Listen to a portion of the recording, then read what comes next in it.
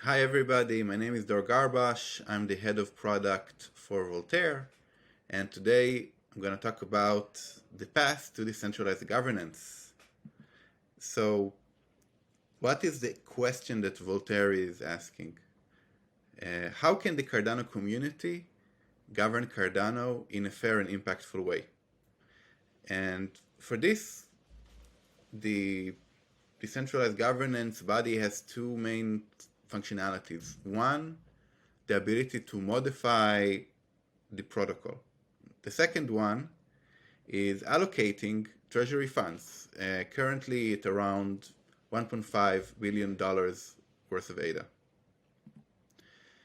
And, as we tackle these really hard problems, it's good to go back to the source, right? To the man, Voltaire himself, with his quote, "Doubt is an uncomfortable condition, but certainty is a ridiculous one." And while there might be a lot of people who can feel very certain, all right, of which way we should govern, how things should be done, in what way or the other, we all know, or at least any reasonable person knows, that this question of governance has been explored for thousands of years in human civilization, and we haven't quite got to a conclusive answer yet.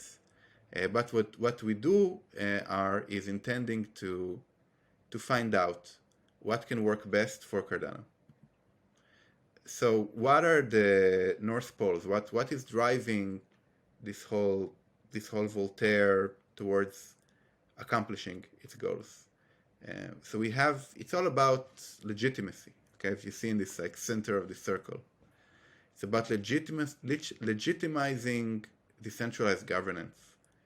And in order for something to become legitimate, we're talking about three main principles. Okay, the first one is ROI, and in our case, we like to call ROI return on intention, right? So, are we fulfilling the intention of the community? So are we addressing challenges effectively? Okay, are we making impactful decisions? The second one is user experience. So, how does it feel to be part of Cardano governance? How understandable it is? How accessible it is? How engaging it is? So these things determine, how many people participate in governance, what kind of talent are we attracting to our ecosystem. And the third one is, I call it D, it's short for decentralization, which is the question, is control distributed among many? All right, so we believe that driving these three things, the higher we drive these things, the more legitimate is our system, the more successful it is. So when you think about ROI, you think about having the right challenges, the right problems, the right proposals, which means like the right solutions to these problems that we invoked, having a functional, here I say expert layer, it's expert layer and a voter layer, so that generates the right decisions, and in the end, execution. So having the right kind of execution, the right people and the right methods for them to coordinate to excel. And this all leads, not just to treasury ROI, but also to the Cardano ROI. So when we talk about challenges and the certain steps we're taking in order to maximize it. So first of all, we just launched in fund 6 challenge teams, getting compensated 2,500 per team. We just transferred control over challenges to the community. So the community defines and votes which challenge are we trying to resolve through the treasury. We introduced reporting of proposals, like every 2 weeks. We get back what kind of ROI did they produce, transparent and viewable by the community. And of course, we have the Catalyst Circle itself, a group of representatives that over the past 2 months have already identified 16 people, 16 problems within Catalyst. Then when we talk about the right solutions, okay, we're talking about $100 million in ADA that would incentivize proposals in 2022.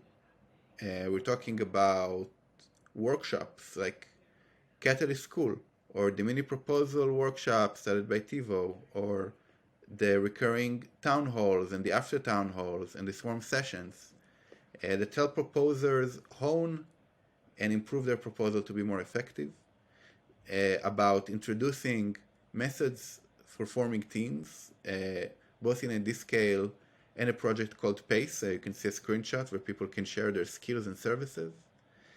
We're talking about feedback.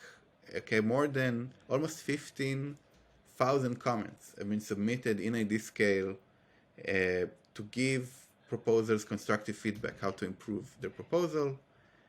And also we're talking about a referral program. So $80,000 this round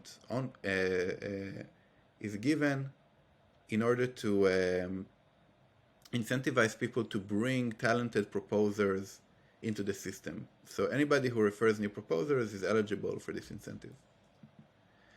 Then we're talking about the right decisions. So in 2022, again, if we continue to grow at current rate, there will be $6 million worth of ADA and incentives. We're providing, we as in the entire community ecosystem is providing training and support groups and documentation, as well as tooling to support these layers of experts and community advisors. Such a tool is like Cardano AIM, that basically has enabled community advisors to browse and explore proposals and make good assessments in a kind of like an easy and streamlined way. Then we're also talking about acceleration. Okay, and here I wanted you to invite you to watch another talk in this Voltaire stream by Chris Baird, talking about sparking a movement with Catalyst pioneers. We will make a couple of announcements about acceleration programs we're launching. Then we have UX. So in one hand, we're talking about reducing the perceived cost of participation in governance. This is why we started, now you can only need to register once to participate basically in all governance rounds. Compare that to having to spend like tens, maybe even hundreds of dollars per a single vote in other blockchains such as Ethereum. We're talking about delegation. Soon, everybody would be able to, if people who are like maybe at least less engaged with governance, can actually just delegate their vote and choose a trusted representative to vote on their behalf. And we're currently working on voting within the wallet, within Daedalus, and providing an API for any other wallet to integrate these functionalities within them. We're also talking about raising the benefit of participating in governance. So again, if during 2022, if we continue to grow at the current pace that we're growing, per 1,000 ADA, so if you're holding 1,000 ADA and you will participate in all our voting rounds, you will get around $4 worth of ADA in rewards. And this is so that means like if it's like 10,000 ADA, it's $40. If it's 100,400 ADA, etc. It's also clear that those who participate make the network stronger, improve the decision-making process. So it's kind of like an internal benefit, knowing that you're contributing and you're bringing value and you're helping to promote your values. And finally, a sense of belonging. So, and I want to talk a bit more about a sense of belonging because this is probably the most powerful motivator of them all. With town halls, swarm sessions, initiatives like Gimbal Labs or IDFest, or our many diverse Discord channels that has, hundreds of people live online. This is not like the absolute number. This is like whoever was online last time I checked. You get a chance for real human connection. The number one thing that people say about their experience in Catalyst and decentralized governance is the amazing humans they meet and connect with. And finally, let's talk about decentralization. So we're currently working on decentralizing the protocol and parameter updates. So there's like an entire mechanism that's right now being developed in order to do that. And we're talking about, and by the way, you're invited to watch Kevin Hammond's presentation in the same stream that would go into it in much bigger detail. We're talking about decentralized consent, okay? So the ability for basically the system to ask for permission when we're doing big fundamental changes. For example, voting on the DCF proposal, or we might want to have some sort of kind of a founding document for Cardano, or an agreed set of community values. So these are all consent decisions that will be enabled with Voltaire. Then we're talking about decentralized elections, like getting representatives from voting to the circle to various other committees and supporting bodies and stewards of the system through a decentralized election system. And lastly, decentralized sense-making, basically the ability to process and understand the vast amount of information out there to understand where we are and where probably we should be going. So just to give you a bit of a bigger look on these things. So this is one level of Zoom, and Kevin will take us to the next level on his other presentation. But, what we have in store is a system that starts with a round of voting within Catalyst, and where people can propose and vote changes in the protocol, updates for protocol parameters, and then a committee elected by the community itself through a decentralized vote submit this proposal on chain, followed by an on-chain and public vote to basically ratify the decision, taking on the Catalyst sidechain, and finally an automatic activation of that proposal, that triggers a protocol update. So when we talk about consent, we're talking about a vote about the DCF proposal.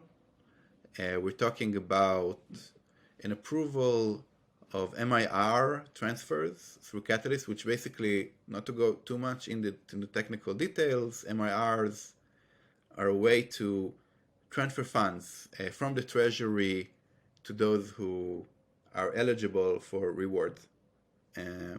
So basically, the community given explicit consent for using the Catalyst system for transferring these funds, and potentially something like a Cardano constitution.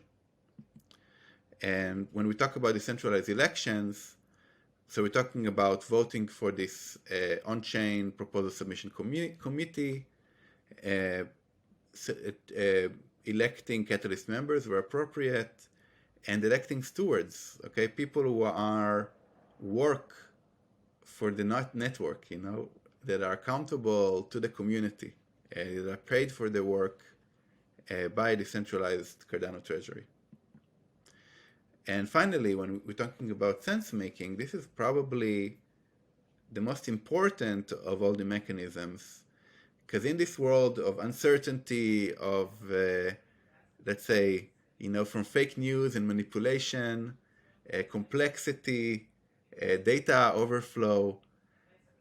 How do we process this information to make good decisions, to have awareness of our environment? And we've built and are continuing to build a stronger and stronger system of decentralized sense making. Okay, so it starts from the voters themselves, right, that express which proposals they approve or not as a strong signal of what direction we want to take and decide on the challenges.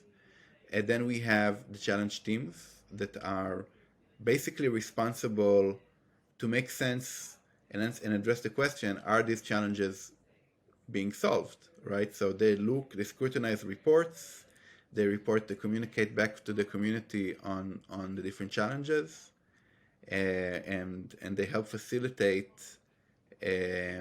information transfer between proposing teams that are in the same challenge. Then we have community advisors who share their own perspective on proposals and assess them. And this in Fund 6, we had around 711 proposals with, I believe, around 5 unique reviews per proposal accomplished. So this is like an amazing achievement. Then we have validators. So this is something we will launch in the coming months, which is basically an incentivized layer of people who actually validate that proposers are doing the work they're supposed to do, okay, that their reports are true. And then we have the proposers themselves that are experimenting and trying and launching and learning and reporting back. And it all goes back into a dashboard that the community can explore. And finally, the Catalyst Circle, a group of elected representatives that all their job is to talk to their groups and source problems and opportunities, and then coordinate which problems we want to prioritize and communicate and provoke to get solved. So as you see, it's a very rich layer, and it just keeps on growing and growing. So in the end, as we are, facing head on with those really big problems, really big challenges, I want to welcome you all to the experiment. Things may break, like documentation, differ greatly between iterations, disorient, overload, and inspire. And we're here for you. Our goal is to provide a safe and lively environment for you to explore the highest potential of human collaboration. Good luck.